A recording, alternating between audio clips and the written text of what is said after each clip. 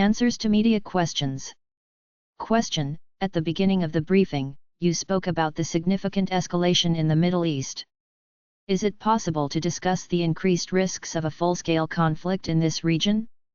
Andrey Nastasyin, Foreign Minister Sergei Lavrov provided a detailed commentary on this issue following talks in Kuala Lumpur on July 28, 2024. The region has been on the verge of a full-scale conflict for many months now. Unfortunately, there are no prospects for changing the situation at this point. The parties to the conflict continue to escalate tensions, leading to more civilian casualties, destruction of civilian infrastructure and a higher potential for military mistakes that could plunge the Middle East into a full-scale confrontation.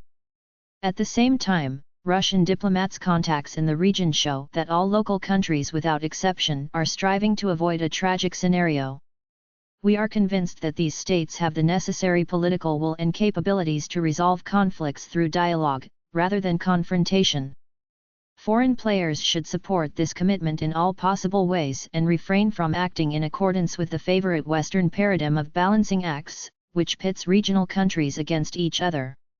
It is important to note that there is an international legal framework for resolving the Palestinian-Israeli conflict and the broader Arab-Israeli confrontation.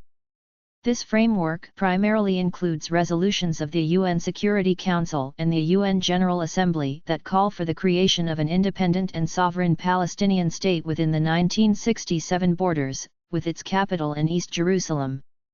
This state should coexist in peace and security with Israel.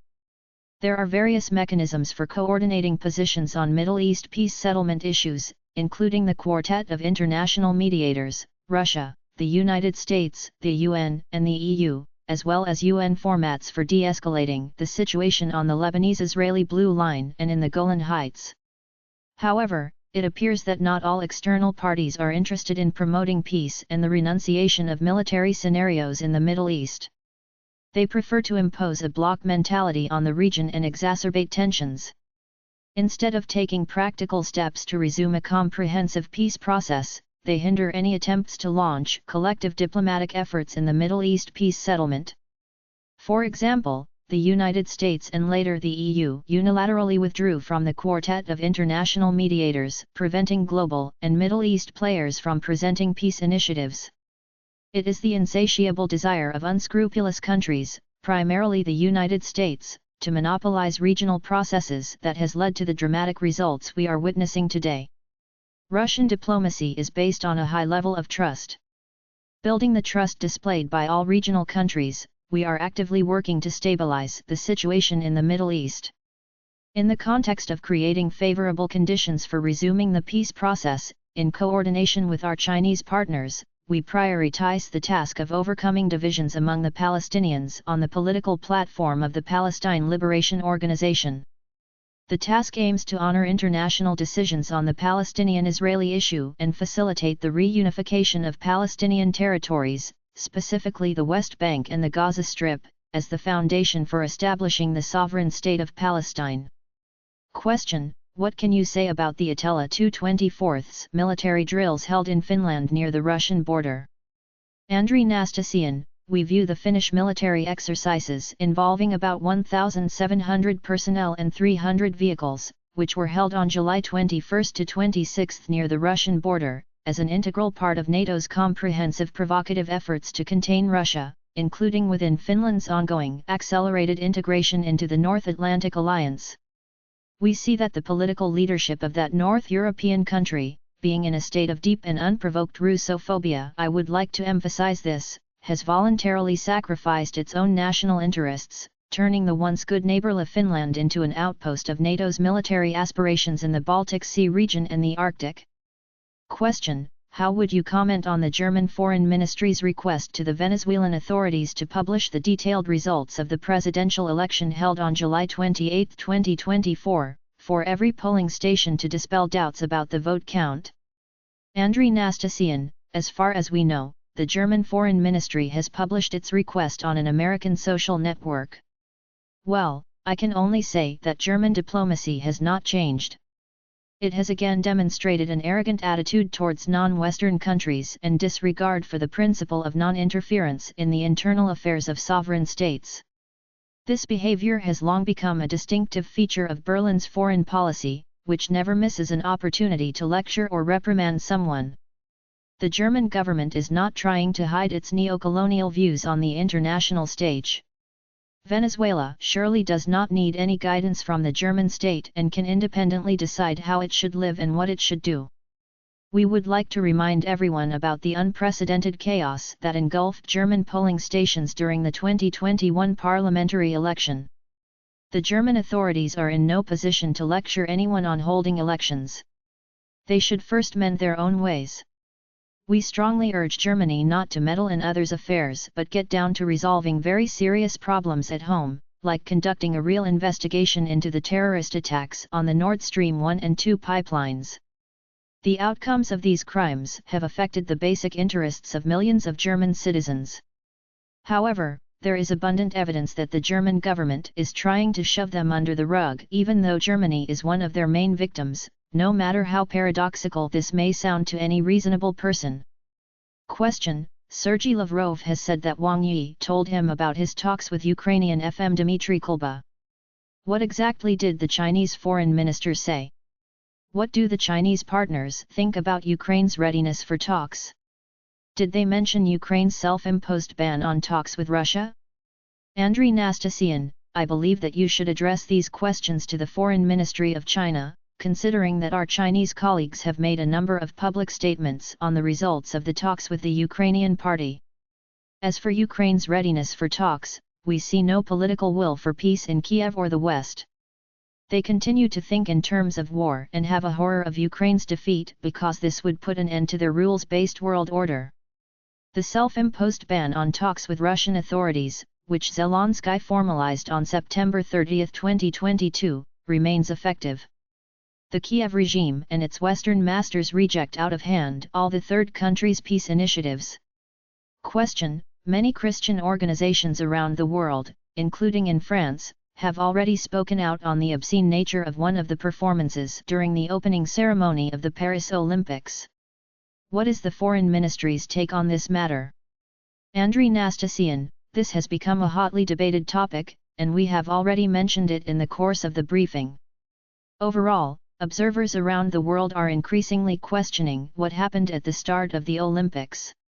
The opening ceremony of the 2024 Summer Olympics in Paris culminated with what amounted to a perfect illustration of moral and political decay, demonstrating the extent to which the Western civilization has lost its moral and spiritual bearings.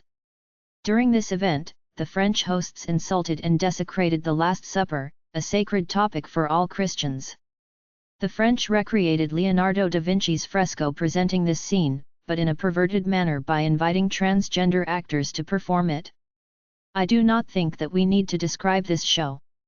Its shocking footage has circled the world. What we can say is that members of the aggressive LGBT minority have been able to shape the opening ceremony's program so as to use the Olympics to push their perverse agenda, all while benefiting from the backing and support of the French officials. There were scandals dealing with values and morality, traditional cultures, and religion before the Olympics even started. For instance, the organizers prevented Sound Kambasila, a black Muslim French runner, from taking part in the opening ceremony. To justify its decision, the French Olympic Committee said that wearing traditional dressing items during the event was prohibited. We have already discussed these outrageous segregationist practices. Paris has now insulted all Christians and other believers by desecrating the figure of Jesus Christ, the Savior, and his apostles, and it did so officially and intentionally. Let me remind you that there are over 2 billion Christians around the world. There is no doubt that the French authorities acted knowingly and intentionally when taking this step. It had nothing to do with art or creativity. This was a way for them to show their undisguised disregard for something so many people view as being part of their tradition and as something sacred. The mission of the Olympics consists of promoting harmony and the triumph of peace, but their organizers reduced this event to crass performances, turning it into an orgy of sorts. It is quite symbolic that the Olympic flag was facing the wrong side up when it was lifted during the opening ceremony.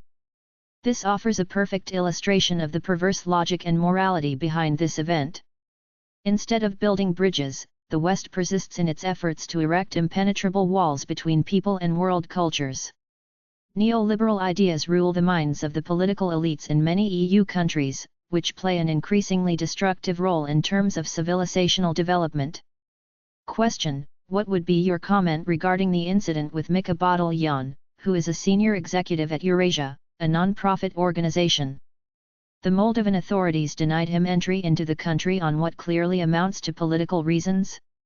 Andrey Nastasyin: we have been keeping a close eye on the important and ambitious initiatives carried out by Eurasia, an autonomous non-profit.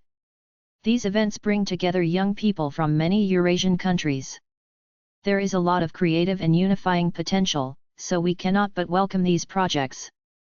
There is hardly any way to explain why Moldova denied Eurasia's activists entry to its territory, including Mika Badalyan, who is a member of Eurasia's Council, other than for far-fetched political reasons. Officials in Chisinau have been obedient and thoughtless in their determination to follow Washington's and Brussels' policies, which seek to dismantle the existing ties across the Eurasian space. We can only regret these efforts to politicize initiatives designed to promote people-to-people ties. We strongly believe that these actions will not deter activists who really care about strengthening youth friendship across Eurasia.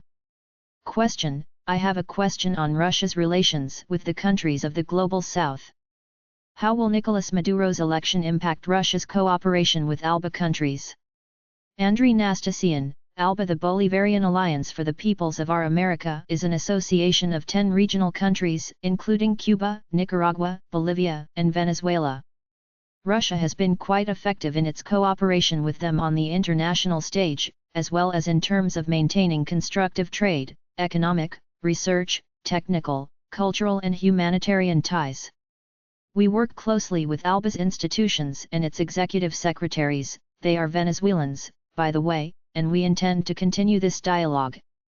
It is our belief that Nicolas Maduro's re-election as president of Venezuela will help Russia expand its relations with ALBA, whose members have congratulated the Venezuelan leader on his victory. Just as in the past, we hope that ALBA members will be well represented at the international events Russia hosts. In addition, this organization has demonstrated its commitment to forging closer ties with the EAEU, where one of the alliance members, Cuba, is an observer state, while another country, Nicaragua, signed a memorandum of cooperation with the EAEU in January 2024. Question: how did the election of Javier Milei in Argentina affect Russian-Argentinian relations after the passage of time? Andrey Nastasyin: no doubt that the role of an individual in history is a factor that significantly influences the course of events. The world outlook of any leader, their vision of the international coordinates system, is naturally reflected in the development of relations between the country they lead and the foreign states. This is fully true about the president of Argentina, extraordinary Latin American politician Javier Milei. Large-scale reforms have been launched in the Argentinian economy and public administration under his leadership. There have occurred considerable adjustments in positioning Buenos Aires on the international stage. We take all these changes into account in developing cooperation with our Argentinian partners.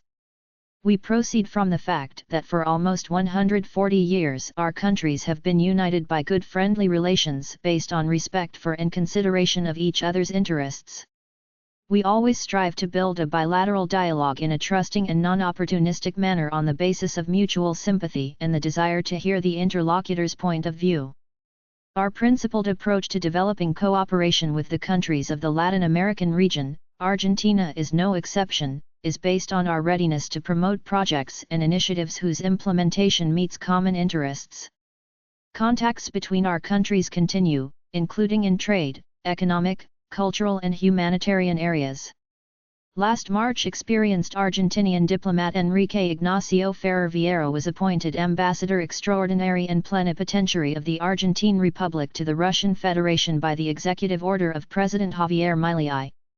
We plan to continue developing constructive dialogue with the Argentinian authorities. Question: on Sunday, the United States has announced a major reform in command and control of its troops in Japan, which is to improve its interaction with the Japanese army and expand its operational capabilities. How does the Russian Foreign Ministry assess these steps by Washington and Tokyo? How will this affect security in the region? How will Russia respond? Are joint response measures being discussed with Beijing and Pyongyang? Andrey Nastasyin, we are closely following the recent steps taken by Washington and Tokyo to strengthen their military-political alliance, including the joint statement issued on July 28 on modernizing control over the U.S. forces in Japan. It seems that both sides, under the cover of threats allegedly emanating from the DPRK, China, and Russia, are fully engaged in preparations for a large-scale armed conflict in the Asia-Pacific region.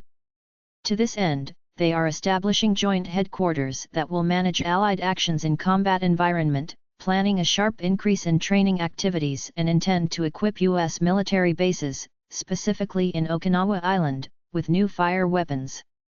We have repeatedly warned that such activities can only escalate tensions and accelerate the arms race in the Asian-Pacific region.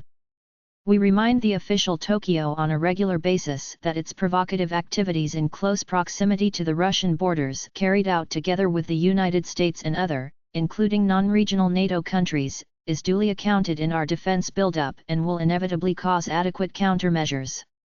We are performing relevant coordination on these issues with our Chinese and North Korean partners. Question: the world knows that the Israeli administration has killed 40,000 people in Palestine, more than half of which are women and children.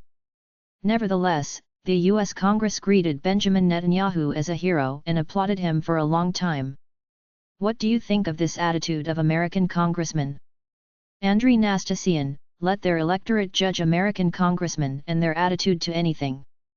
We stand for resuming an all-round peace process in the region, stabilizing the situation and giving up military scenarios. It should proceed in strict compliance with the UN Security Council and General Assembly resolutions. Question: the United States has joined Israel's aggression against Lebanon and Iran. What is your stance on their actions? Andrey Nastasyin, we reaffirm our consistent point of view that utmost restraint is needed in an explosive situation aggravated by attempts to escalate it even further. We urge all parties involved to behave responsibly and refrain from any actions that can send the situation spiraling out of control and entail irreparable consequences, including large-scale combat operations. Question: Mr. Armen Koloyan took over as the head of public radio of Armenia on Monday. He is a former Radio Liberty employee and a U.S. citizen, who resided in Prague, the Czech Republic, for the past 28 years. Earlier, Prime Minister of Armenia Nikol Pashinyan threatened to block Russian TV channels. What do you think the increased Western influence on Armenian media resources will lead to? Andrey Nastasyin, it is clear that the West's increased influence on the media resources in Armenia, as for that matter in any other country, will lead to nothing good. The Americans and the EU pursue their own interests, seeking to turn public opinion everywhere against Russia. They also want to diminish the importance of centuries-old Russian-Armenian friendship and the assistance that Moscow has provided to fraternal Armenia in various areas. Moscow and Yerevan maintain well-established mechanisms for interaction in mass communications. Specifically, there is an intergovernmental agreement in this sphere and an ongoing active interagency dialogue. Journalists are in contact with each other as well. In 2023, consultations on information support for foreign policy activities and media outreach were held, as was a Russian-Armenian media forum in Yerevan. We hope that Russia and its Armenian partners will continue to address all emerging problems in a professional manner. Question: Prime Minister of Slovakia Robert Fico threatened to retaliate against Ukraine for its cutting off the transit of oil from Russia. He said Ukraine will be left without diesel fuel if it refused to resume supplies on short notice. Will the Foreign Ministry comment on this dispute between Bratislava and Kiev? Andrey Nastasyin, this matter falls within the purview of the related agencies and energy sector structures. I would recommend that you reach out to them for comment. Question: Syria believes that Israel is behind the attack on Mahdal Shams in the Golan Heights. Hezbollah explains the incident as a result of a downed Israeli interceptor missile. Israel believes that the strike was delivered by an Iranian missile from Hezbollah's arsenal and promises to give a harsh response. Washington has reaffirmed its unwavering support for Israel. Josep Borrell called for an independent international investigation. What is Russia's position in this regard? Andrey Nastasyin, I can only reiterate that Russia's position is consistent and favors maximum restraint in the current explosive situation. It is important to clarify all the details of this tragic incident. We call on the parties involved to behave responsibly and refrain from any actions that can send the situation spiraling out of control and lead to irreparable consequences. Question: Venezuela has been under pressure after the presidential election there. Several countries refused to recognize the results and Nicolas Maduro's victory. Many of the dissenters have previously recognized Juan Guaido as the head of Venezuela. How would you comment on this? Andrey Nastasyin, it is a fact that President Nicolas Maduro won the presidential election. The people of Venezuela have spoken, and their choice must be respected. These groundless accusations must stop, along with attempts to influence the political situation in this country. Question: Orgiastic and sacrilegious performances cast a shadow on the opening ceremony of the Paris Olympics. Nevertheless, it will also be remembered for a positive political gesture. The Algerian delegation commemorated the victims of the October 17, 1961, demonstration for Algeria's independence by laying flowers on the Seine. This event came to be known as the Paris Massacre.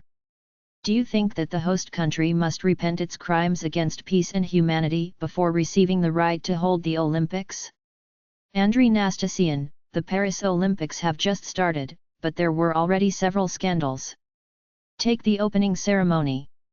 It provided a perfect example of moral and political decay, demonstrating the extreme extent to which the French hosts have lost their spiritual and moral bearings. Sadly, this ostensible and outright outrage against the values preached by the world's major religious denominations during the opening ceremony of the Olympics did not cause any misgivings among international officials in charge of intercultural cooperation and civilizational dialogue. Even UNESCO Director General Audrey Azoulay turned a blind eye to the provocation which drew a wedge between peoples, despite the fact that this performance was at odds with the UNESCO Constitution, which calls for intellectual and moral solidarity.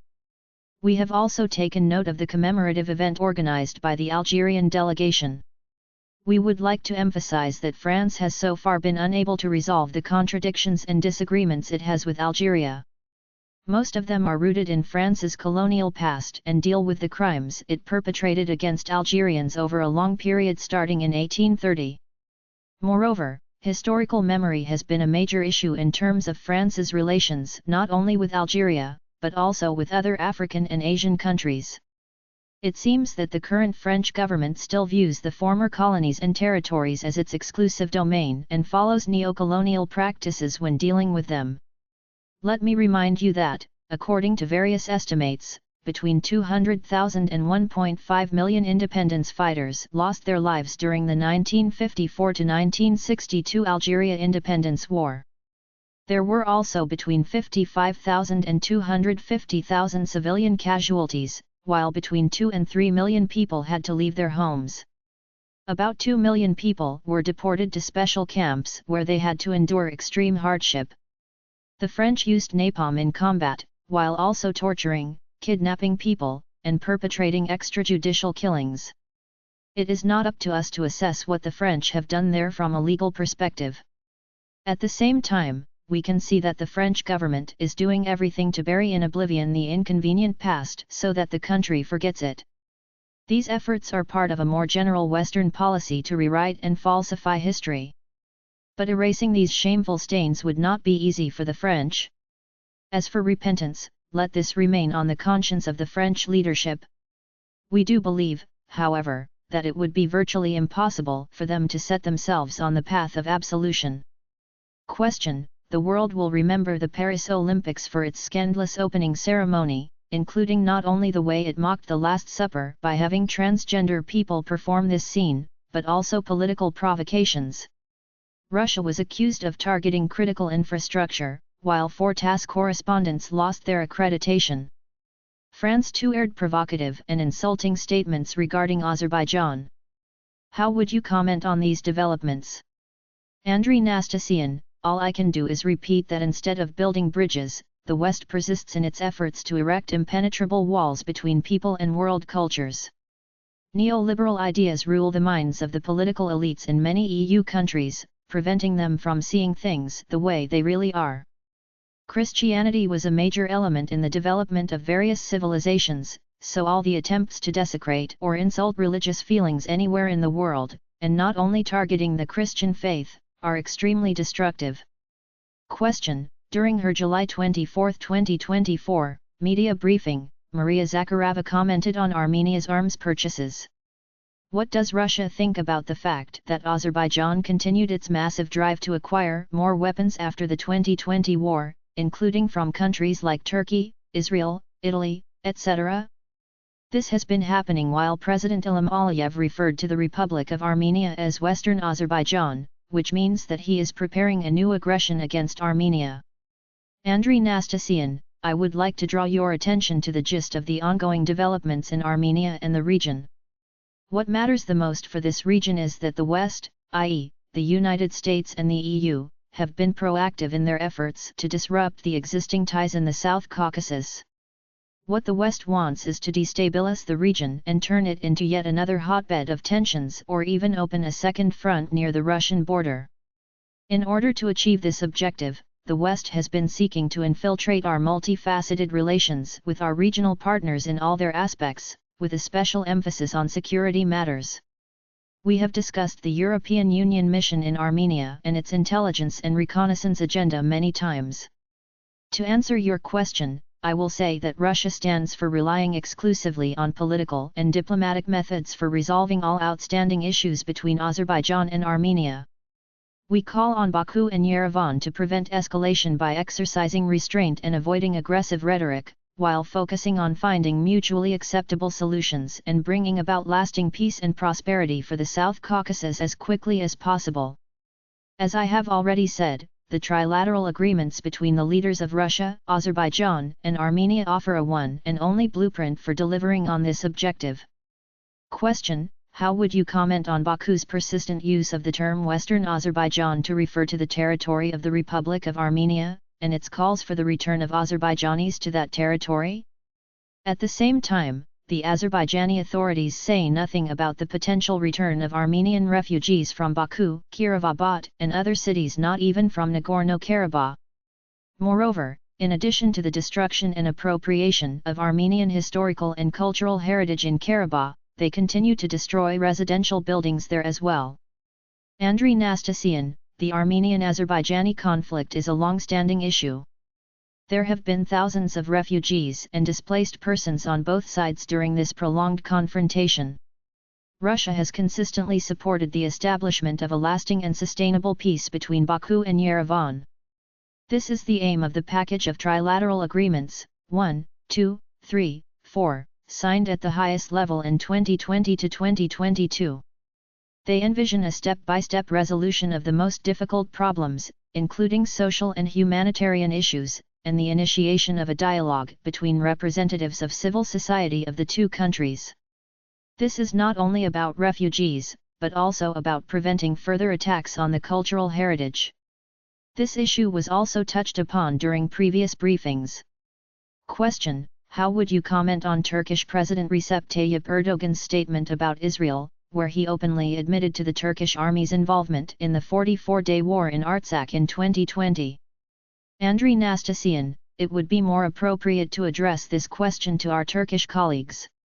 At the same time, we should not forget that Russia's efforts, and President Vladimir Putin's personal involvement, have played a crucial role in the cessation of hostilities in the Nagorno-Karabakh conflict zone in 2020, preventing mass casualties among the civilian population. In September 2023, an aggravation of the situation in Karabakh was resolved within 24 hours due to Russia's robust mediation. Moreover, that result was achieved at the cost of 6 Russian peacekeepers' lives. Question: The third plenary session of the Chinese Communist Party's Central Committee ended on July 18.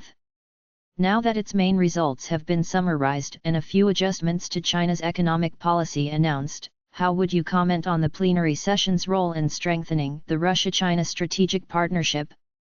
Can we say that the recent plenary session has opened up new opportunities for, or given additional momentum to economic cooperation between Moscow and Beijing.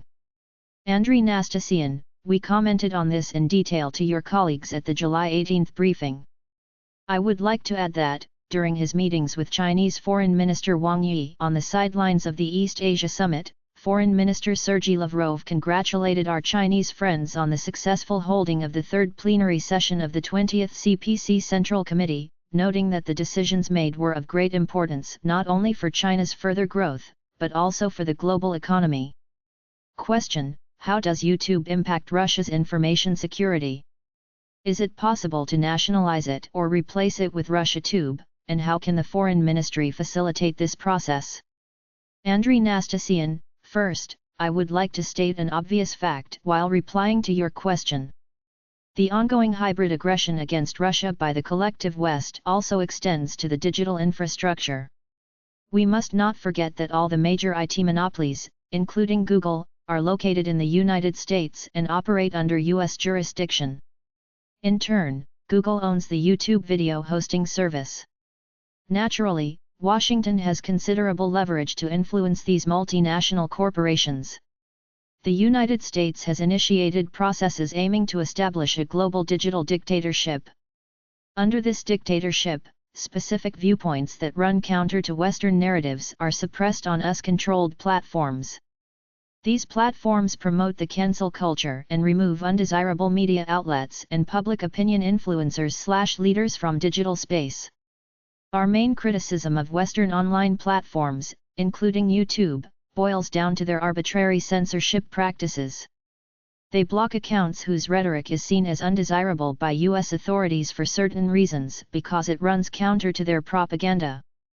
This highlights obvious violations of the freedom of speech principle, which Anglo-Saxon nations and the Europeans are hypocritically claimed to defend on the international stage. This problem is rooted in the fact that Western corporations do not implement an independent information policy. We have repeatedly noted that most of Silicon Valley's IT companies, including Microsoft, Google, Meta, Apple, and others, act on orders from U.S. intelligence services and promote the ideological agenda of the current White House administration.